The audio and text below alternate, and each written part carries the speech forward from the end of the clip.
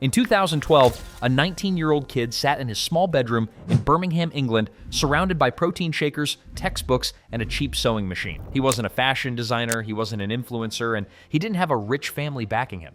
But what he did have was an obsession with fitness, with YouTube, and with a dream that one day he'd create something that mattered. That teenager's name was Ben Francis. And within just a few short years, his late-night side project would explode into one of the most recognizable fitness brands in the world, Gymshark, a company now valued at over $1 billion. I'm Ben, and I love to make things. And one of those things is Gymshark, which I created when I was 19 years old. I'm now 24, and I've never had so much going on in my life. But this isn't just a story about gym clothes. It's about vision, hustle, and the modern power of the internet. This is the story of how one teen turned a small bedroom operation into a global empire. The beginning. Before Gymshark became a household name, Ben Francis was just another student at Aston University. By day, he studied business and management. By night, he delivered pizzas for a living, literally driving around his hometown trying to make enough to cover expenses.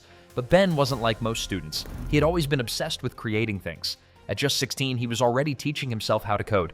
He launched small iPhone apps, simple ones like workout trackers and car review tools. None of them made him rich, but they taught him one powerful lesson: you don't need permission to start. Then came his next idea, something inspired by his true passion: fitness. Back in 2012, the fitness world was exploding on YouTube. Influencers like Scott Herman, Matt Ogus, and Steve Cook were dominating the platform, sharing workouts, nutrition tips, and motivation. But there was one problem.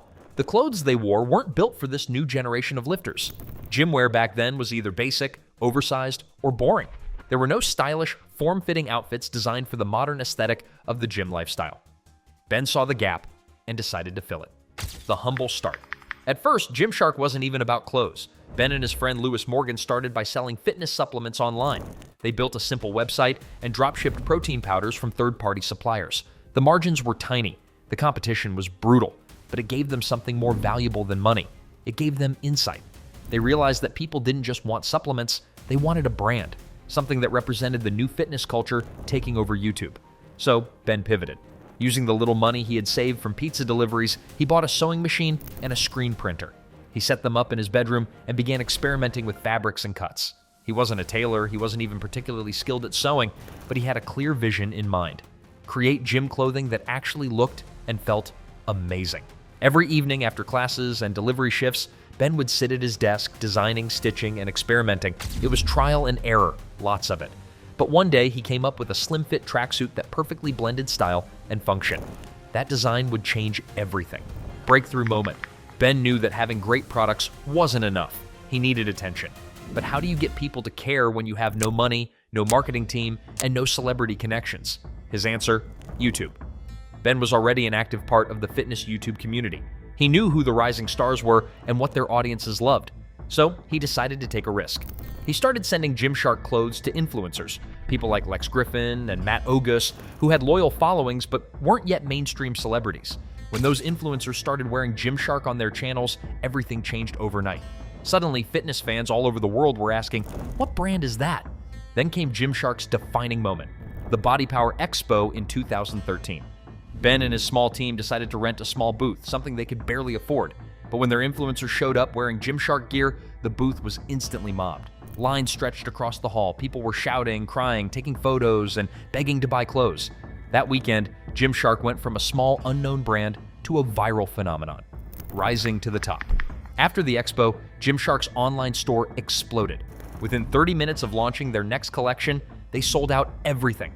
Thousands of dollars worth of stock gone in minutes. And remember, this was all without any paid ads. It was 100% driven by community and influencer loyalty. Ben realized he wasn't just building a company, he was building a movement. Gymshark became more than just gym wear. It was a badge of honor for the new generation of fitness enthusiasts. But the success came with growing pains. Ben was still just a student. The company was scaling faster than he could handle. Orders were pouring in, customer service was chaotic, and supply chains were a mess. Instead of giving up, he did something rare for someone his age. He stepped back. In 2015, at only 23 years old, Ben handed over the role of CEO to a more experienced executive so he could focus on the brand, product, and culture. That move may have saved the company. Over the next few years, Gymshark continued to innovate, not just in products, but in storytelling. they focused on authenticity. They didn't use professional models. They used real athletes, real influencers, and real people with transformation stories. Their social media game was unmatched. Gymshark wasn't selling clothes, they were selling aspiration, the idea that fitness could transform your body, your mindset, and your life. The billion-dollar leap. By 2020, Gymshark was no longer a scrappy startup. It was a global force. With millions of fans, hundreds of sponsored athletes, and a cult-like online community, the brand had become one of the most powerful players in the fitness industry. That same year, Gymshark made history. General Atlantic, a major U.S. investment firm, acquired a 21% stake in the company, valuing Gymshark at over $1.4 billion. Ben Francis, once a teenage pizza delivery driver, had officially become one of the youngest billionaires in Britain. But even with the success, Ben's mindset remained grounded. In interviews, he often emphasizes how the company was never about getting rich. It was about creating something meaningful. Gymshark's core philosophy is still the same. Be a visionary, stay humble, and never forget your roots.